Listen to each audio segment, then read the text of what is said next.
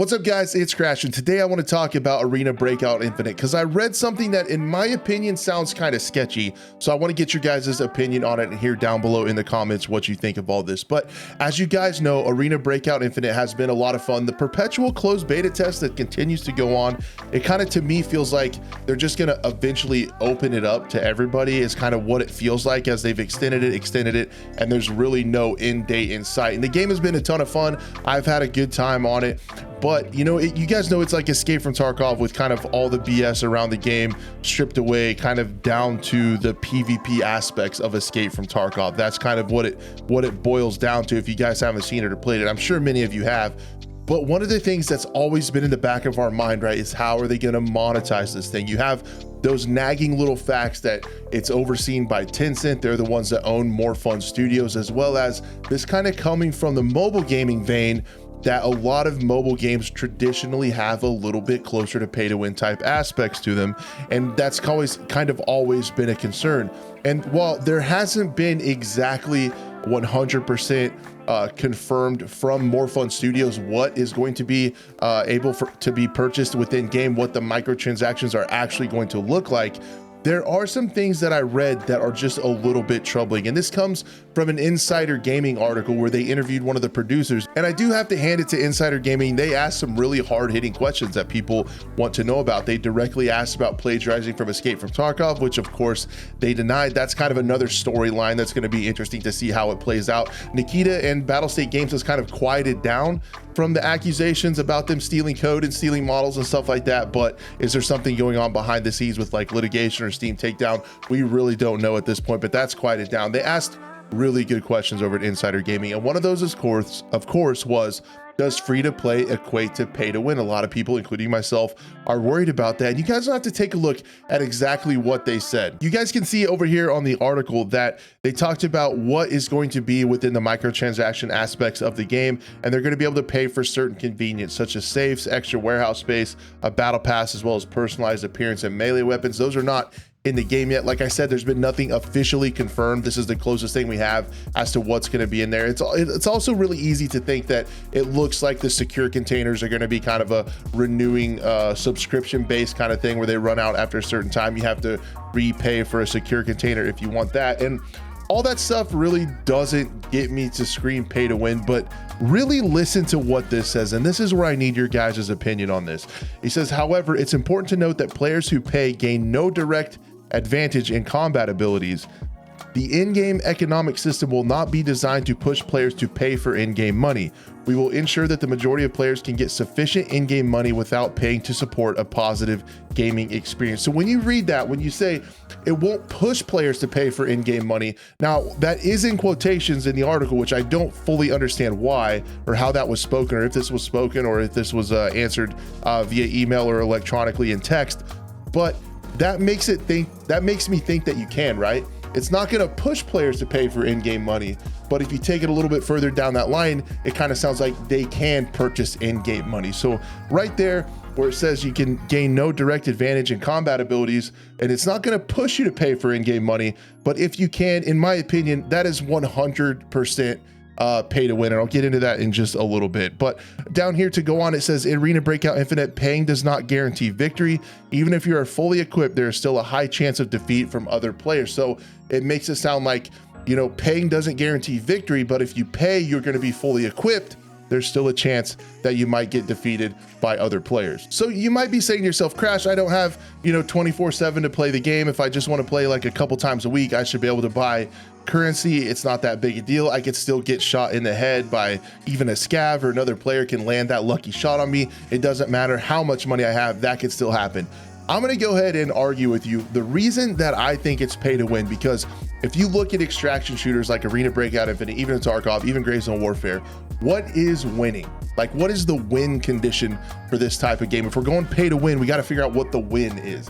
And in my opinion, surviving is winning. If you can go into a raid, maybe get some kills, get a quest done, get some things, get some stuff looted up, maybe get a kill or two in a gunfight, and escape and survive, I feel like the survival is winning. And you can't tell me that if you take the same player, So you have the same player that has kind of highs and lows. Maybe you have a rough stretch, you lose a bunch of money, you have to do some scavs, you have to run some less than ideal gear to build your money reserves back up, versus somebody who constantly has the meta stuff, has, you know, class 5, class 6 armor all the time, has the best weapon, the best guns, you know, the absolutely min-maxed person because they went ahead and swiped their credit card. You can't tell me that given those would be, if those were the players of the exact same ability, that the person who spent real game money would not have a higher survival rate. Like, you can't tell me that having top tier gear on every single raid would not increase your survival rate. So in my opinion, if we're gonna say that winning is surviving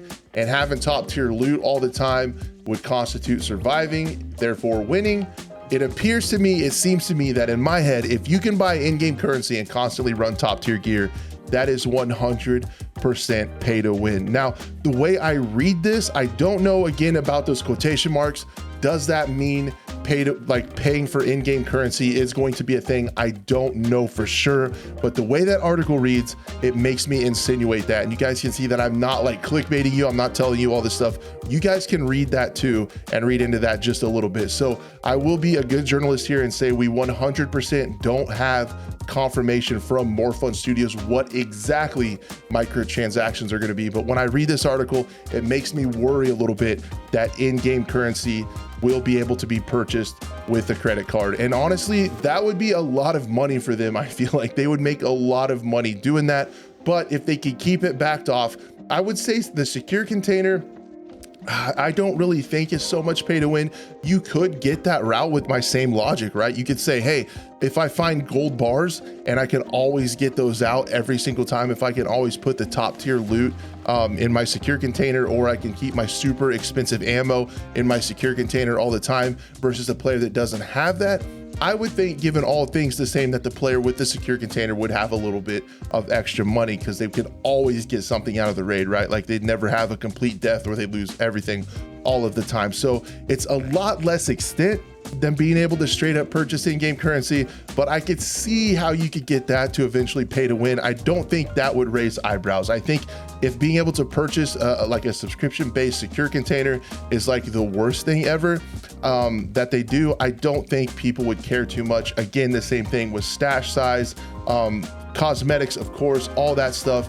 I completely get it. Now, what's really wild is there are even people on Reddit that want to see this. They want to see in-game currency being able to be purchased, because the reasoning in this post was that if they don't have that, they'll have to make money with crazy anime Teletubby skins, kind of like Call of Duty has done with the absolutely crazy wild skins, that they want to keep this like a grounded, immersed experience. And my hope is that they are not mutually exclusive. I hope that we can still have, you know, not purchasable in-game pay to win stuff and also not super crazy wild out there skins. I hope that's not the case. I don't know what I would choose in that case for sure, if that was like the either or kind of thing. But I really do think they can find a happy medium, and I hope they are working towards that. I hope we can get, maybe the secure container is probably the worst of it. Maybe you can get some really cool melee weapons. You can get some cool emotes. You can get some really cool looking, appropriately themed outfits would be awesome. And I hope that is enough for them to keep moving, because if they keep it that way, I think they will have it like just an absolute buttload of players. I think a lot of people will play and enjoy this game. But if they take it a little bit to the pay to win, I think it would be really easy for a player to get killed by top tier gear and be like, that person probably swiped their credit card and has that, and that would get a lot of people to not want to play, and then you kind of just have a whale arms race left over in the game. I could definitely see that happening. And to be fair, I know I'm kind of a boomer and this is like probably an outdated take, but I just wish this wasn't even a question within games, right? I really wish we could go back to the times, I know we can't. I wish we could go back to the times where you buy the game, you get the game, you get everything within the game. I wouldn't mind paying, you know, 15, 20, 30, maybe $40 for this game and just being able to have the game. They could still do some microtransactions with cosmetics and things like that, but to like just to pay like 35 bucks and have a secure container, have the full game and everything like that would just be really nice. I've kind of started to feel like it's almost like in gaming, we have like a tipping culture, right? Like one of the things in the US that's a little bit frustrating when you kind of go out to eat and maybe you purchase something at like a Five Guys, like you go up and you order a cheeseburger, you order your fries, and you go sit down and you wait, then they call your name and you go up to get it. When you buy that, when you go up to get your burger or whenever you swipe your card, they ask for a tip. You really don't have a server, but you also kind of feel like a jerk for not giving them a tip and stuff like that. And again, it's like that, because with that, I would just wish maybe make the burgers more expensive and pay your employees what they're worth and what they deserve. And then it's just an upfront transaction, right? Like maybe my burger costs a few dollars more, but I don't have to feel pressure to tip, and you pay your employees more, and that would be fine with me. Kind of the same thing here. I wish maybe the game was just a little bit more money, but I knew on the front end what I was gonna get, right? I pay 35 bucks, I get the game. I thought with Escape from Tarkov, that's what I was doing when I bought the Edge of Darkness edition, but Nikita and Battlestate Games decided to change the agreement later on down the road, which is another reason I haven't touched that game since that went down, nor will I ever again. But that's beside the point. Guys, what do you think of all this? Am I reading too far into this, or are you guys concerned about being able to purchase in-game currency in Arena Breakout? Let me know what you think down below. I love these kind of videos because I love hearing from you guys. I want to know where the community sits. Also, you made it to the end of this video. I cannot thank you enough for watching the whole thing. That's incredible. I do not take it lightly, and I appreciate you very much. I hope to see you on the next one.